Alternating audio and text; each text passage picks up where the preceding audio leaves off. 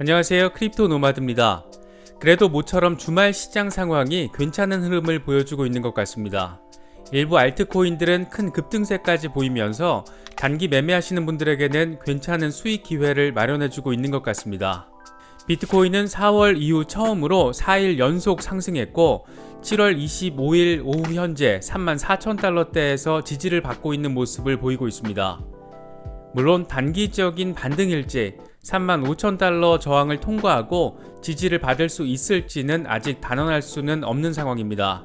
확실히 전망 자체가 어렵구나 싶은 점을 느끼는 것은 전문가라는 사람들조차 늘 그렇듯 의견이 크게 엇갈리고 있습니다.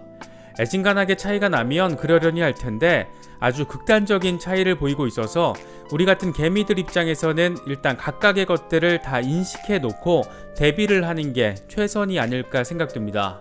그래도 장기적으로는 확실히 가긴 가겠구나 이런 확신이 드는 것은 연일 큰손들이 손을 뻗치고 있다는 겁니다. 이번에는 뉴욕 디지털 인베스트먼트 그룹 NYDIG의 모회사인 스톤리치가 미국 SEC에 비트코인 투자 펀드 등록을 신청했다는 소식도 전해졌습니다. 우리 돈으로 11조 넘는 돈을 운용하는 큰손 중에서도 큰손이라고 불릴 수 있는 곳입니다. 상승장에 이런 소식이 전해졌으면 굉장히 큰 시세에 영향을 줬을 것 같은데 참 아쉽게 느껴지는 부분입니다. 거대 투자사들이 계속해서 이렇게 비트코인을 상품화하려는 움직임이 이어지고 있는 모습은 잘 관찰해 보시면 좋을 것 같습니다. 본격적인 시작에 앞서서 좋아요와 구독 또 알림 설정을 부탁드리겠습니다. 영상 제작에 아주 큰 도움이 된다는 말씀 함께 드립니다.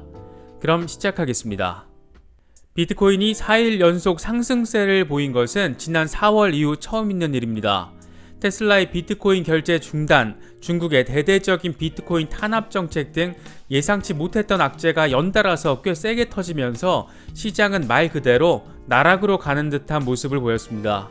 그래도 최근 일론 머스크와 잭 도시의 토론 과정에서 테슬라의 비트코인 결제 재개 가능성이 무척 높다는 점과 머스크가 이더리움도 가지고 있다는 점, 또 스페이스X 역시 비트코인에 투자하고 있다는 점 등이 잇따라 알려지면서 시장에는 긍정적인 시그널을 미쳤습니다. 여기에 하루 뒤에 잭 도시가 트위터 제품 라인업에 비트코인을 적용시킬 수 있다는 점을 처음으로 공개적으로 밝히면서 역시 긍정적인 영향을 안겼습니다. 그 덕에 2달 넘게 이어지던 하락세에는 일단 브레이크가 걸린 모습인데 강력한 반등을 할 것이냐 아니면 일시적인 반등이 그칠 것이냐 이게 지금 초미의 관심사가 됐습니다. 일단 전문가들의 의견은 크게 엇갈리고 있습니다. 여전히 약세장이기 때문에 4만 달러 회복이 어렵다는 전망이 있는 반면 2만 달러 아래로 가는 것보다는 6만 달러 위로 갈 확률이 더 커졌다. 이런 긍정론도 나오고 있습니다. 먼저 코인텔레그래프 기고가인 라켓이 우페드히에는 비트코인 차트는 추세 반전이 진행 중이라는 강력한 신호로 읽히는 헤드앤숄더 패턴을 형성했다. 이 고전적인 거래 패턴은 비트코인 가격이 최고점에 도달했다라는 것을 나타낸다. 이렇게 분석했습니다. 이미 지난 4월 64,000달러가 최고점에 도달한 것으로 헤드앤숄더 패턴을 깰 만한 강력한 힘이 들어오지 않는 이상 4월 최고점을 넘어서긴 어렵다라는 의미로 볼 수 있을 것 같습니다. 물론 그는 기고문 마지막에 헤드앤숄더 패턴이 실패할 때도 있다라는 점을 언급하면서 여지를 남기기도 했습니다. 어떤 외부 충격이 어느 정도로 오느냐에 따라서 흐름이 깨질 수도 있다는 것인데 과연 어떻게 진행될지 상당히 궁금한 부분입니다. 코인텔레그래프의 또 다른 애널리스트인 조던 휘네세스는 아예 4만 달러를 넘는 반등은 쉽지 않다 이렇게 못 박았습니다. 그는 비트코인 강세가 돌아온 것으로 보이지만 미국 달러화 강세, 코로나19의 재확산, 저조한 거래량이 현재 회복세를 위협하고 있다. 비트코인 가격이 4만 달러 이상으로 반등하기는 쉽지 않을 것이다 라고 분석했습니다. 그러면서 차트 유사성을 의미하는 프랙탈과 약세장 진입을 의미하는 데드크로스는 비트코인의 조정이 아직 끝나지 않았다는 점을 시사한다. 비트코인의 단기 전망은 여전히 약세다. 이렇게 덧붙였습니다.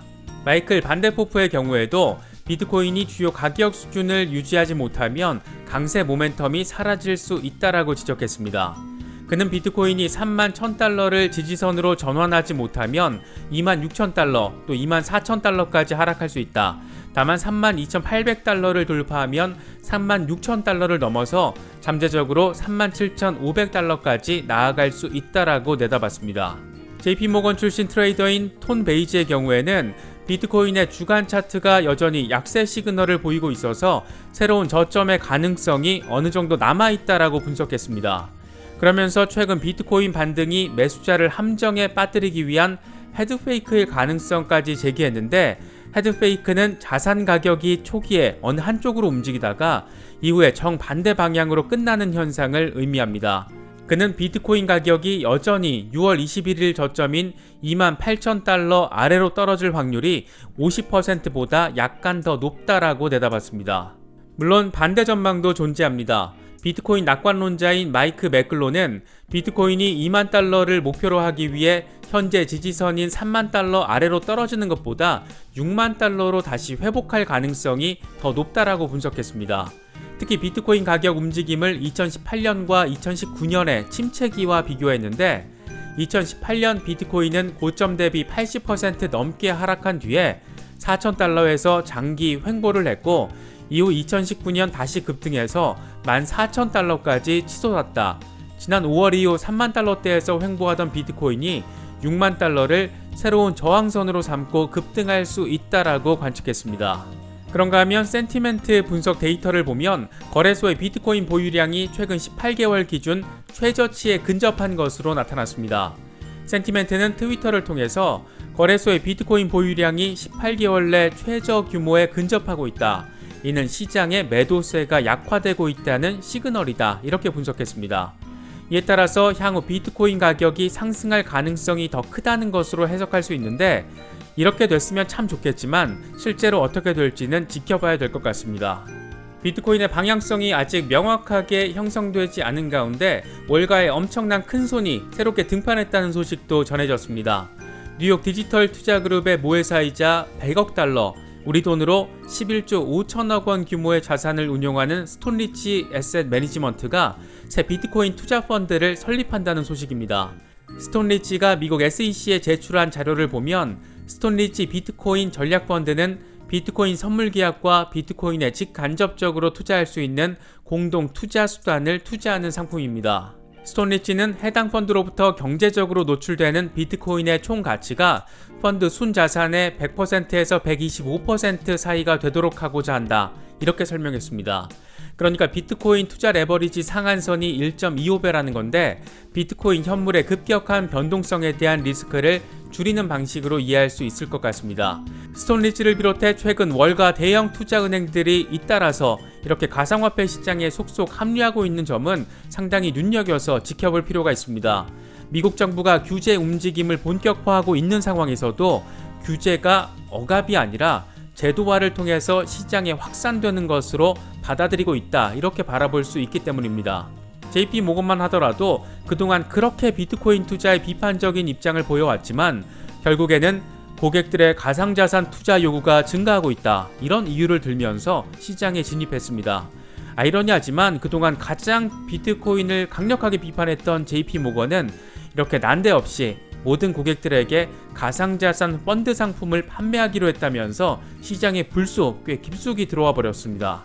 골드만삭스는 가장 공격적으로 가상자산 사업을 확장하고 있는 모습을 보이고 있는데, 고액 자산가들을 대상으로 가상자산 펀드를 판매하는 가상자산 판매 데스크를 운영하기 시작한 데 이어서 지난 6월부터는 기관 투자자와 헤지펀드 고객에게 가상자산 선물 거래 서비스를 제공하기 시작했습니다.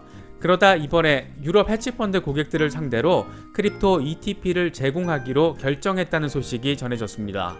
모건 스탠리는 지난 3월 자산 규모 200만 달러, 23억 원 이상인 고액 자산가들을 대상으로 비트코인 펀드 판매를 시작했습니다. 시티은행 역시 지난 6월 디지털 자산그룹을 신설해서 전담 부서를 만들며 본격적인 비트코인 시장에 진입하려는 기지개를 펴고 있는 상태입니다. 개미 투자자들이 투자 전략을 세울 때는 월가 대형은행들의 발표 내용과 정반대로 하면 된다는 말이 있습니다. 그동안 그렇게 비트코인을 비롯한 가상화폐 시장을 부정적으로 평가하고 비판했던 대형 은행들이 이렇게 속속 합류하고 있는 것을 보면 역시나 틀린 말은 아니었구나, 이런 점을 새삼 느끼게 됩니다. 7월 24일 야후파이낸스에 실린 칼럼입니다. 제목은 아주 조금이라도 비트코인을 보유해야 할까? 핵심적인 문단을 해석하면 이렇습니다. 암호화폐보다 더 위험한 것은 암호화폐에 투자하지 않는 것이다. 지금부터 50년 뒤에 당신의 손자 손녀가 찡그린 표정으로 고개를 저으면서 아니 대체 왜 비트코인이 32,000달러일 때 사지 않았냐, 이렇게 물을 수 있다. 칼럼 글쓴이가 괄호를 열고 혹시 다음 주에 25,000달러가 될지도 모르지만 이렇게 표현한 부분에서는 웃음이 나오기도 했습니다. 비트코인 시세는 사실 내일 아니면 다음 주에 어떻게 될지 아무도 모릅니다. 차트 흐름상 예측을 할 수 있을 뿐 이게 맞을 수도 있고 틀릴 수도 있습니다. 앞서 살펴본 것처럼 극단적으로 전망이 엇갈리고 있으니 반은 맞을 테고 또 나머지 반은 틀리게 될 겁니다. 그러나 확실한 건 비트코인이 나락으로 간다라고 전망을 하는 사람조차도 결국에는 전고 돌파를 할 것이다, 이렇게 말하고 있다는 겁니다. 시장을 좀 더 긴 호흡으로 바라봐야 하는 이유에 대해서 다시금 생각해 보게 됩니다. 요 며칠 장이 좋아지면서 일부 커뮤니티 글을 보면 떨어지면 물렸다고 징징거리고 오르면 언제 팔지 모른다고 징징거리는 사람들이 많다, 이런 내용이 특히 눈에 띄었습니다. 좀 더 긴 호흡으로 시장을 바라본다면 어떤 조바심이나 초조함을 관리하는데 조금은 도움이 되지 않을까 생각합니다. 이번에 준비한 영상은 여기까지입니다. 영상이 도움이 되셨다면 좋아요와 구독 또 알림 설정을 꼭 부탁드리겠습니다. 영상 제작에 아주 큰 도움이 된다는 말씀 함께 드립니다. 언제나 성토하시기를 기원하겠습니다. 시청해주셔서 감사합니다. 지금까지 크립토 노마드였습니다.